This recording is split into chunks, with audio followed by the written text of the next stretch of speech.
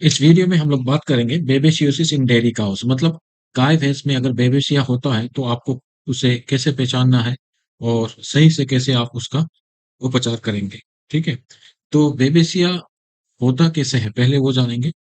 बेबिसिया कभी भी रिफिसेफेलस नाम का टिक गाय को अगर काटती है तो वो टिक जनरली बेबिसिया जो ब्लड प्रोटोजुआ है उसे कैरी करती है। जैसे ही बाइट करती है प्रोटोजुआ यानी कि बेबिसिया गाय के अंदर चली जाती है, ब्लड में चली जाती है। ठीक है, उसके बाद जैसे ही ब्लड में जाती है वो आरबीसी को अटैक करती है। आरबीसी को अटैक करने के बाद आरबीसी रप्चर हो जाता है, मतलब आरबीसी टूट जाता है। ठीक है, आरबीसी टूटने के बाद आरबीसी के अंदर में आपको पता है हीमोग्लोबिन होता है। हीमोग्लोबिन रिलीज हो जाता है बाहर, ब्लड स्ट्रीम में सर्कुलेशन में हीमोग्लोबिन चला जाता है। उसके बाद वो हीमोग्लोबिन जैसे ही ब्लड में आता है हम वो कंडीशन को क्या बोलेंगे, हीमोग्लोबिन एमिया। हीमोग्लोबिन किडनी फिल्टर करता है और जो यूरिन में आता है उसे हम बोलते हैं हीमोग्लोबिन हीमोग्लोबिन यूरिया। ब्लड में अगर आता है तो हीमोग्लोबिन एमिया, यूरिन में आता है तो हीमोग्लोबिन यूरिया। और वही आपको रेड और कॉफी कलर यूरिन देता है, मतलब पेशाब आपको लाल या और बहुत अगर इससे बोलेंगे तो टेक्निकली बोलेंगे तो कॉफी कलर यूरिन होता है बेबेचे में। और इसके साइड बाय साइड आपका होता क्या है, जैसे ही आरबीसी रप्चर होता है ब्लड, आपको पता है आरबीसी के अंदर में हीमोग्लोबिन होता है, हीमोग्लोबिन आपका ऑक्सीजन कैरी करता है।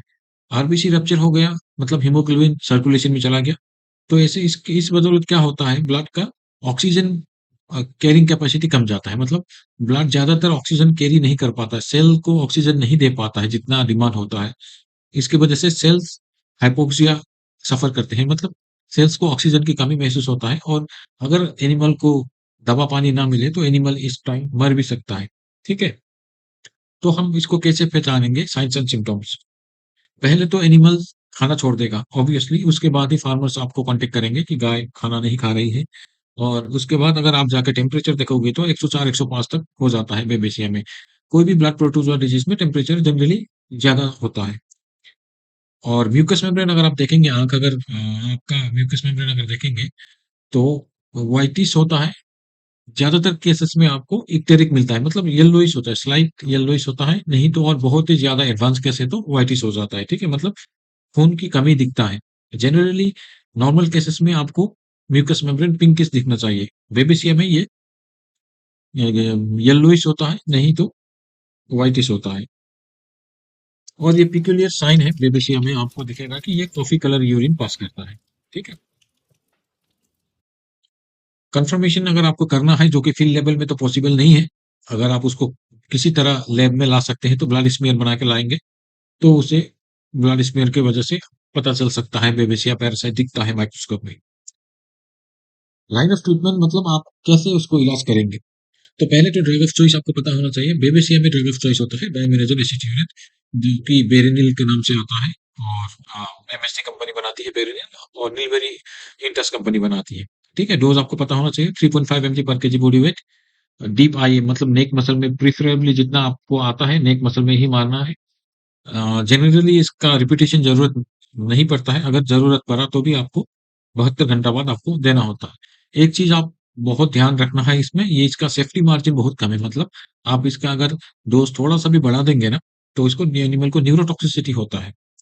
तो जनरली 3.5 mg पर केजी बॉडी वेट का हिसाब से हम इसे देते हैं। तो साइड बाय साइड ऑक्सीटेट्रासाइक्लिन एक ऐसा एंटीबायोटिक है जो कोई भी ब्लड प्रोटोजोआ में काम करता है। ठीक है, इसका माना गया है कि ब्लड प्रोटोजोआ में इसका काफी अच्छा रोल है। तो इसका डोज होता है आपको 10 to 20 mg पर केजी बॉडी वेट।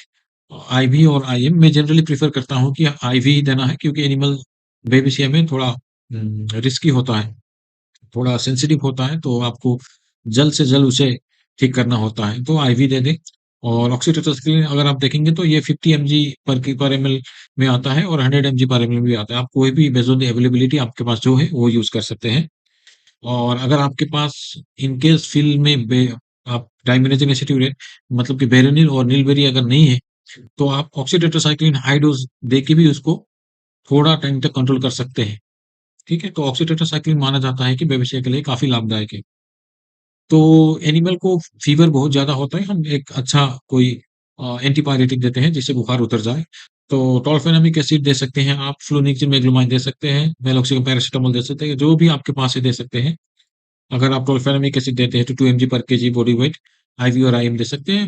अगेन मैं बोलता हूँ आपको, आप आईवी देना है, आईएम नहीं देना है, क्योंकि एनिमल पहले ही काफी कमजोर हो चुका होता है, तो उसे इंस्टेंट थेरेपी चाहिए होता है। तो अगर आप इसको डेली 3 दिन तक देंगे तो काफी सुधार आपको मिलेगा। अगर आपके पास फ्लोनिथिन है तो और अच्छा है। 1 to 2 mg पर केजी बॉडी वेट हिसाब से वो भी दे सकते हैं आप। इससे आपको बुखार, दर्द और सूजन में काफी राहत मिलेगी।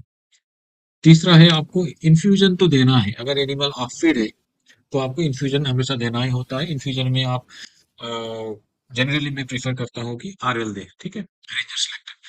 नॉर्मल सेलाइन भी दे सकते हैं अगर आपके पास नहीं है, लेकिन अगर आप इन्फ्यूजन ऑफ चॉइस मुझे पूछेंगे तो मैं बताऊंगा आरएल। क्योंकि होता क्या है कि बेबेसिया में हीमोग्लोबिन रिलीज होता है बेबेसियोसिस में, तो हीमोग्लोबिन ज्यादा अगर होगा तो किडनी को डैमेज करता है, ठीक है। और दूसरा बात, इससे क्या होता है, मेटाबॉलिक एसिडोसिस भी होता है। और अपार्ट फ्रॉम आप आरएल देने के बाद आप हिमाटिनिक कोई भी आप आयरन इंजेक्शन या आयरन सिरप वगैरह दे सकते हैं, जैसे कि फेरिटास और सार्कोफेरोल। एंटीऑक्सीडेंट आपके पास होगा तो अच्छा है, विटामिन सी आप दे सकते हैं। ब्लड ट्रांसफ्यूजन बहुत रेयर, जरूरत जनरली नहीं पड़ता है। अगर आपको इंस्टेंट अगर फार्मर कांटेक्ट करता है, बहुत ज्यादा एडवांस केसेस होगा तो ऑफ कोर्स तब तक काफी ब्लड लॉस हो चुका होता है, तो ब्लड ट्रांसफ्यूजन देना जरूरी होता है। लेकिन जनरली मैंने आज तक नहीं किया है, जरूरत नहीं पड़ा। और ब्लड ट्रांसफ्यूजन तभी देते हैं जबकि पैक्सिल वॉल्यूम 12 से 15 या उससे कम में होता है, ठीक है। तो why Ringer lactate is preferred in babesiosis. Babesia में रेंजर सेलेक्टर में आपको बोला था एनएस के, एनएस से बेटर है, क्योंकि इट करेक्ट्स मेटाबॉलिक एसिडोसिस। बेबिसिया में क्या होता है, एसिडोसिस होता है, क्योंकि इसमें ब्लड का ऑक्सीजन कैरिंग कैपेसिटी कम जाता है, तो टिश्यू हाइपोक्सिया होता है, ठीक है। टिश्यू अगर अच्छा से उसको ऑक्सीजन नहीं मिलेगा तो लैक्टिक एसिड बना लेता है टिश्यू। वो लैक्टिक एसिड आपको मेटाबोलाइज करना होता है bicarbonate, lactic acid to bicarbonate बनाना होता है, वो सिर्फ आपको आरएल ही बना सकता है, ठीक है। This helps buffer metabolic acidosis which normal salines can not do. मतलब वो लैक्टिक एसिडोसिस टिश्यू हाइपोक्सिया की बदौलत जो हुआ था, वो सिर्फ रिंजस लैक्टिक से ही न्यूट्रलाइज किया जा सकता है, बफर किया जा सकता है, ठीक है। एनएस से नहीं होता है। तो इतना ही है बेबिसियोसिस में। अगर ये चीज अगर आप ध्यान रखेंगे तो काफी हद तक आप एनिमल को रिलीफ दे सकते हैं और उसे बचा सकते हैं। Thank you.